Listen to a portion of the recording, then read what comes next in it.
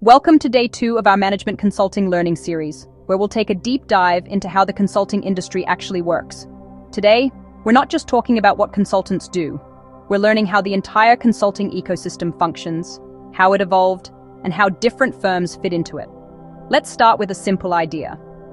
Management consulting isn't just a job, it's a global industry. It's made up of firms, professionals, and experts who help organizations solve problems, improve performance, and make better strategic decisions.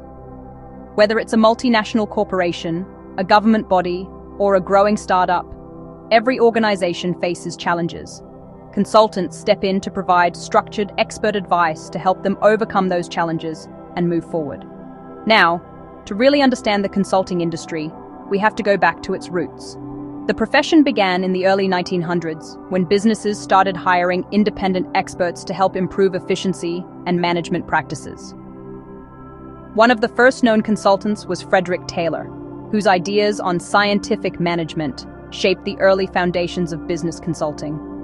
Soon after, firms like Arthur D. Little and McKinsey and Company emerged, introducing structured consulting methods focused on productivity, organization, and financial improvement. Over time, as industries evolved, consulting expanded beyond engineering and efficiency. It started covering strategy, human resources, technology, finance, and more. Today, the consulting industry is a multi-trillion-dollar global sector that touches nearly every industry in the world. Let's break it down into its major segments.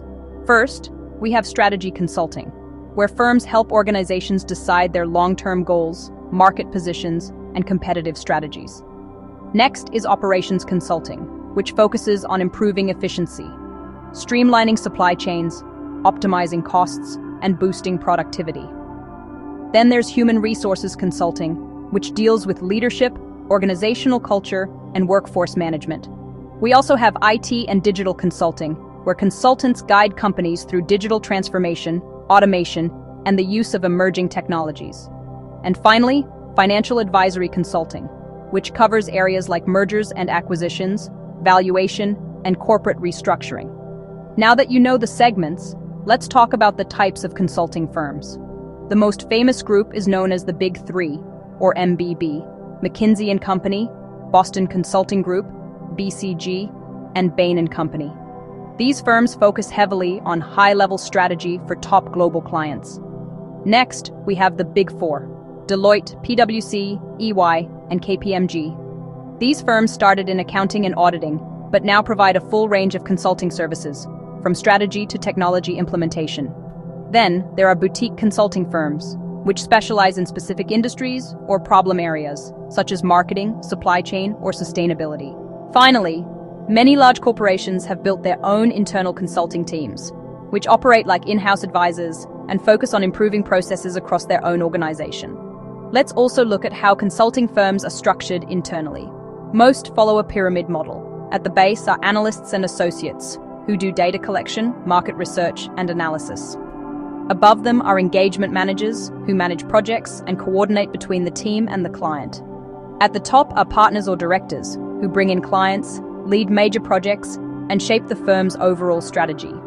As consultants move up the ladder, their focus shifts from doing the work to leading people and managing client relationships.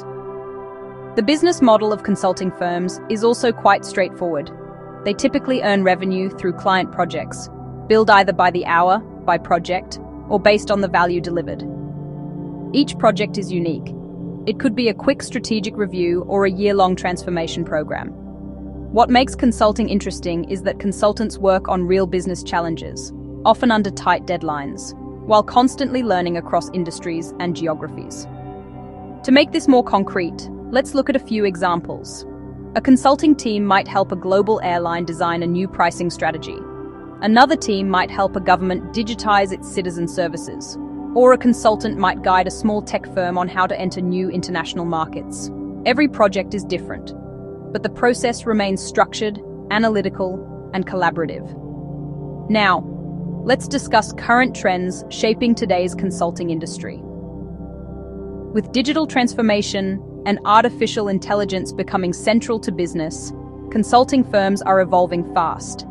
They're now helping clients implement data analytics, automation, and AI-driven decision-making. Another big shift is the rise of sustainability and ESG consulting, where firms help organizations operate more responsibly and align with global environmental goals. In short, the consulting industry is becoming more technology-driven, data-informed, and socially conscious than ever before. Before we wrap up, it's important to remember that consulting is not just about giving advice. It's about creating measurable impact. The best consultants help clients think differently, act strategically, and execute effectively. They combine analysis with creativity and empathy to deliver real-world change. So, as you reflect on day 2, remember this. Consulting is one of the few professions that allows you to work across industries, solve complex problems, and learn continuously. It's fast-paced, challenging, and rewarding. But above all, it's about helping others succeed. In day 3, we'll explore one of the most critical parts of the consulting world, the consultant-client relationship. You'll learn how trust, communication, and collaboration determine whether a project fails or thrives.